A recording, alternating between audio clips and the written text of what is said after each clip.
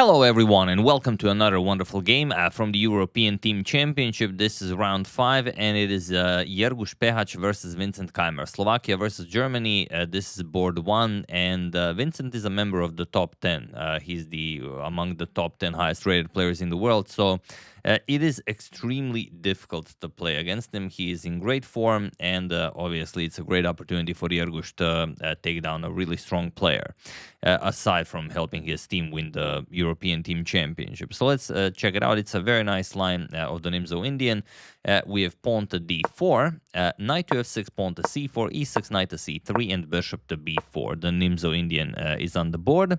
And we often say that queen to c2 and pawn to e3 are the top 2 replies from white, which almost everyone plays. But here we have knight to f3, so-called the 3 knights variation against the Nimzo. And Vincent goes d6. b6 is by far the most popular here, but he goes d6. We have queen to c2, castles kingside, and bishop to d2. So once you challenge the bishop, you will be able to recapture with the bishop, so don't mess up your pawn structure. Pawn to b6, we have pawn to e4, pawn to c5, and pawn to a3. Bishop captures, we have bishop captures, c captures, knight captures, and now pawn to e5. And all of this has been played before. Obviously, Jergus prepared very well because Vincent already played this exact same game in the Grenke Chess Classic last year against none other than Ding Liren. But in that game, Vincent went knight to f5. Here he retreats with knight to e2. Or rather... Ding played against Vincent. Ding went for knight to f5, but here Jergus decides to upgrade on that or improve on that and goes knight to e2. The move that Ding played, knight to f5, is the second move recommended by the engine.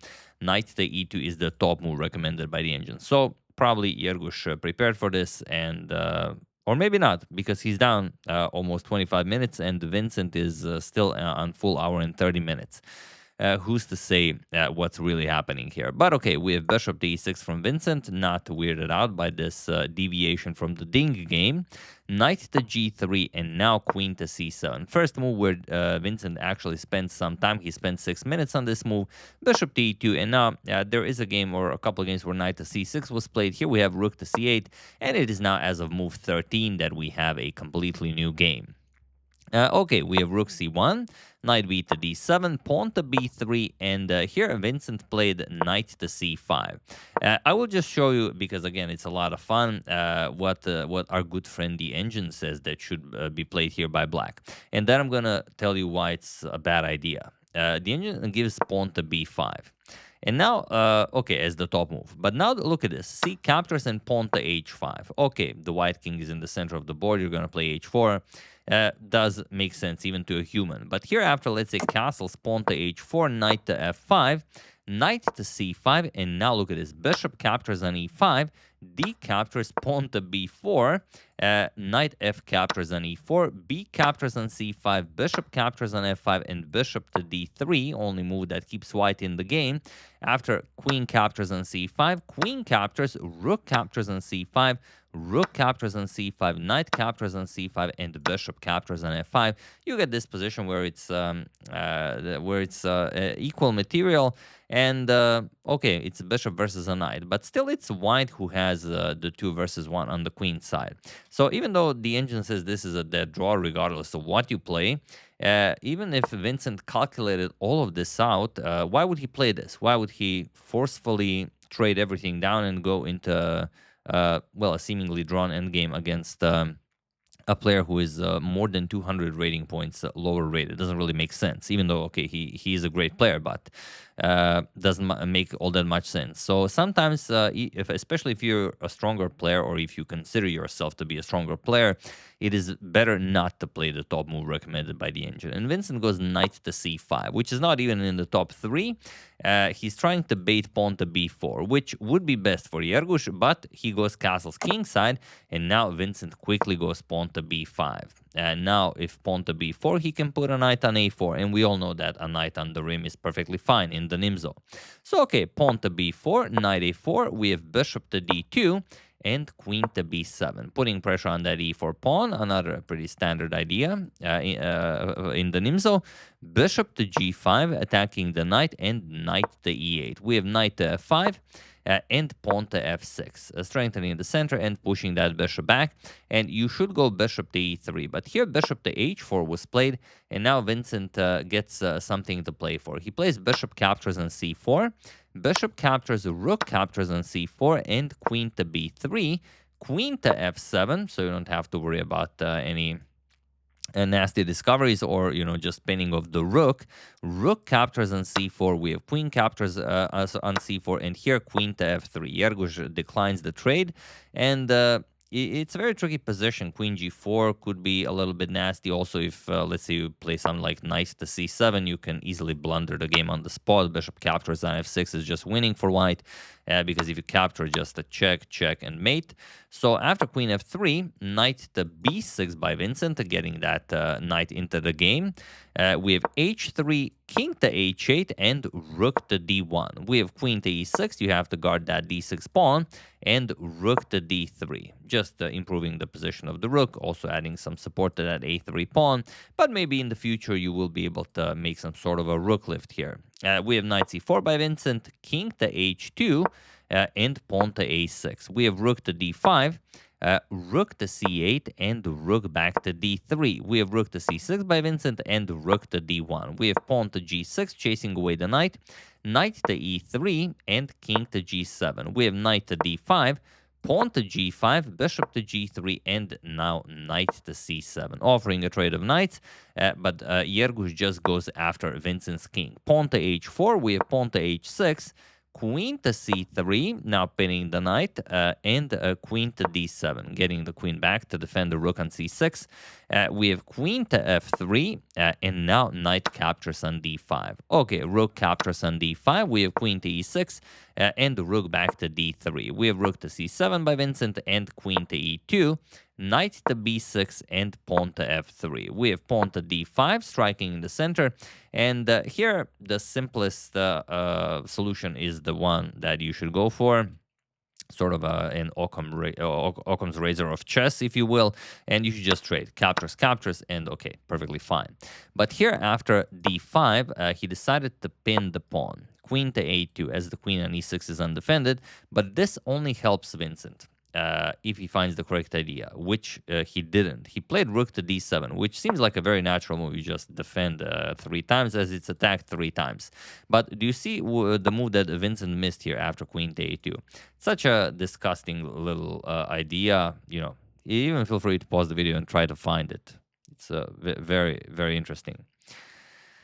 So the move that Vincent missed is queen to c8. And here is just very, very difficult to find a move, because d4 is coming, and if you capture on d5, which seems like, okay, it's a free pawn, then comes rook to c2. You attack the queen, and after queen b3, queen c4.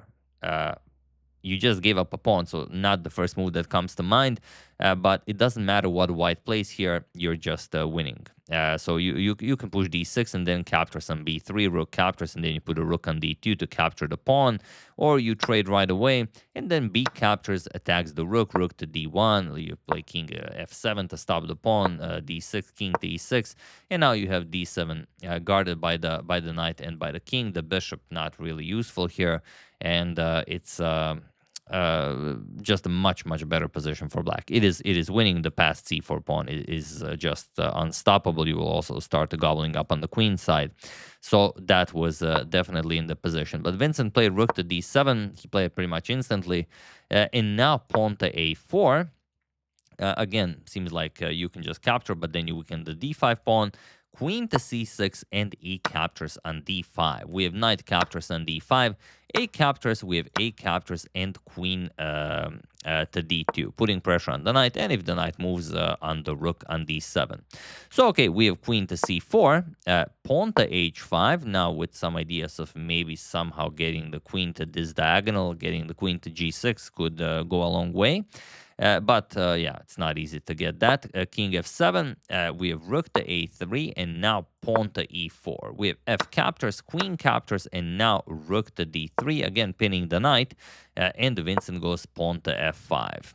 Here, okay, bishop to f2 is the move that you should play here, and maybe you're still in the game. It's still gonna be a pretty hard end game to play after queen to f4 check, regardless of what you capture with.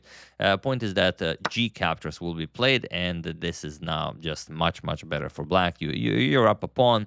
Whether you would win it depends on how you would play, but yeah, that was definitely the best choice for white. Jergus, on the other hand, played bishop to b8, and now Vincent is just much better. We have queen to e6, queen to a2, again trying to pin the knight a little bit, but not really. Knight to f6, we have rook captures on d7, the queen is pinned, but you can capture by the knight. Or rather, with the knight captures, we have queen to a7, pinning the knight, and queen to d5. We have king to g1, and finally pawn to f4, cutting off the bishop here. And now it's just very hard for Jergus to even find moves, what to play.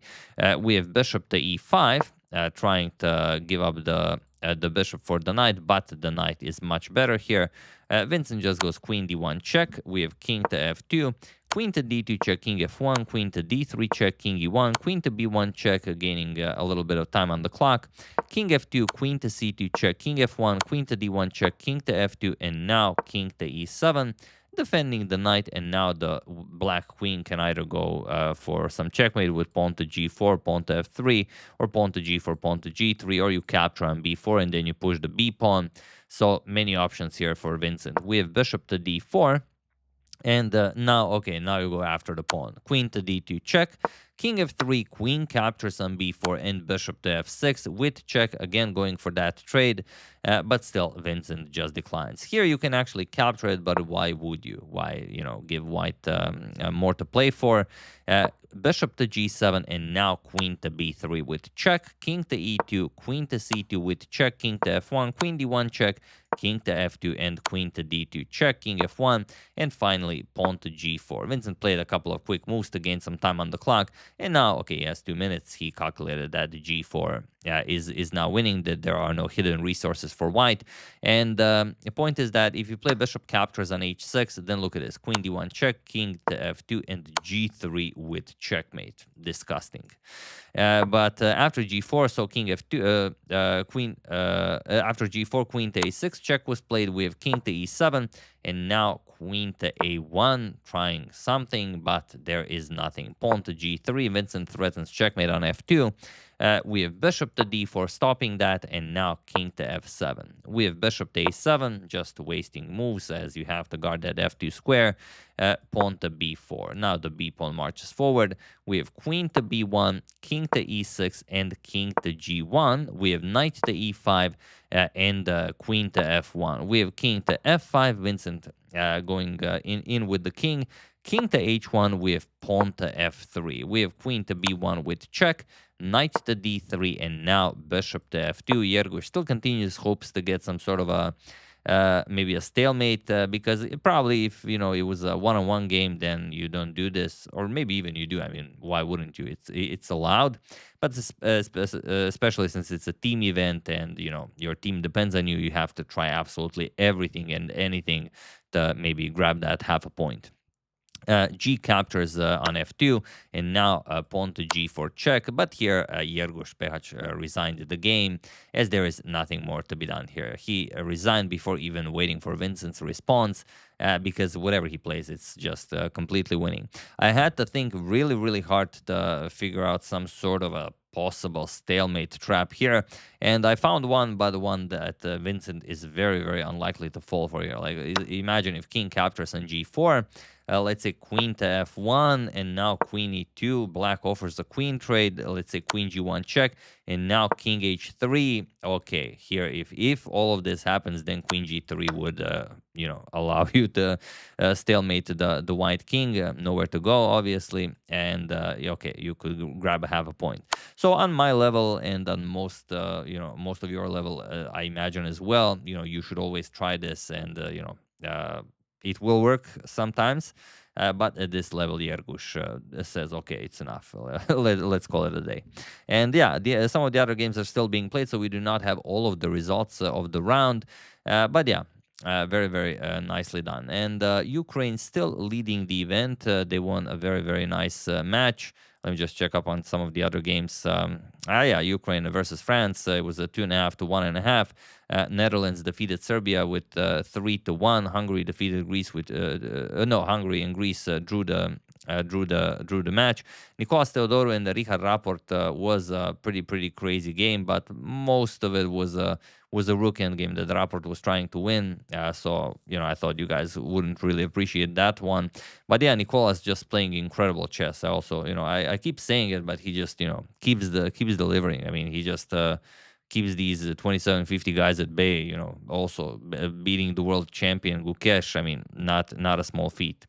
Azerbaijan, Armenia 2.5 to 1.5. Spain, Romania 2-2. Georgia won England 1-3. Slovenia, Turkey 1.5 to 2.5. Slovakia, Germany 1-3. And so on and so on. So Vincent's win on board one went a long way for Germany to grab a full point. And also, we haven't checked the situation in the top 10 for quite some time now. So these are not just the top 10. I meant the highest ratings in the world. So let's say the top 21 here. I don't know why I took 20. Oh yeah, because Yuan Yi also won a lot of points. So Magnus still just chilling in first place with 28-39, not playing really any classical games. Hikaru also 28-16 after that little farming exhibition. Then we have Fabi, lost some points, but still comfortably at number 3. Arjun 27-73. Prague, Anish, Alireza Firuja. Vincent also climbs to number 8 now with 27-56. Wesley and world champion Gukesh at 27-52. Those are the top 10. Followed by Shahriar, who also won some points here, grabbing 8 points. Abdusatro, Wei, Vishwanathan Anand, also Anand, he's constantly either in the top 10 or near the top 10. MBL, Hans Niemann also climbed up very nicely to number 16. Lenier Dominguez Perez, 17. Ding Liren, 18. Richard Rapport, 19. Yanni Pomneshi, Yuan Yi. Yeah, very, very interesting stuff happening at the top. So yeah, that's the game. Hope you guys enjoyed it. If you have any other games that you would like to see from the European Team Championship, use that hashtag suggestion and I will gladly go over it. I would like to thank Robert Taratun, Rokaho, John Anderson, Ulrich Tini, and Gerhard St. Pierre for a contribution to my channel. Thank you a lot. I really appreciate it. As usual, you can check 2 of my previous videos here. Thank you for watching, and I will see you soon, continuing to check up on your wonderful suggestions and whatever else happens in the chess world. Thank you all. I will see you soon, and have an excellent rest of your day.